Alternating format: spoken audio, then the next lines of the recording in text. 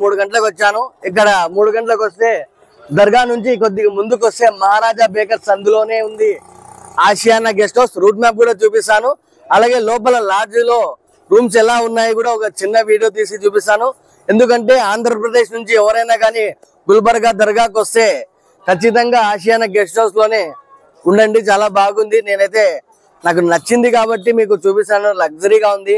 AC rooms ఉన్నాయి, 4 beds ఉన్నాయి, double beds ఉన్నాయి, ట్రిపుల్ బెడ్స్ ఉన్నాయి. అన్ని చాలా లగ్జరీగా ఉంది, సూపర్ గా ఉంది. ఏసీ ఉంది, నాన్ ఏసీ ఉంది, సూపర్ గా ఉంది ఫ్రెండ్స్. అన్న వాళ్ళ రిసీవింగ్ కూడా చాలా బాగుంది. ఇక్కడ మీకోసమే ఈ వీడియో ఫ్రెండ్స్. గుల్బర్గా దర్గా ఆర్చ్ చూడండి. ఆర్చ్ నుంచి కొద్దిగా కిందకి రండి. దర్గా నుంచి స్ట్రైట్ చూస్తే మహారాజా బేకరీ అని కనిపిస్తుంది. ఆ మహారాజా బేకరీ పక్కన సందులో ఉంది ఆసియానా గెస్ట్ హౌస్.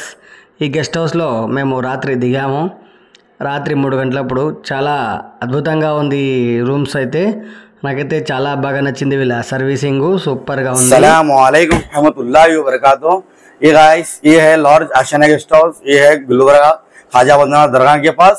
यहाँ पर 2 बेड, 3 बेड, 4 बेड दोनों भी आपको अवेलेबल रूम्स मिलेंगे। 24 hours AC, non AC, without AC आपको हर चीज मिलेगा।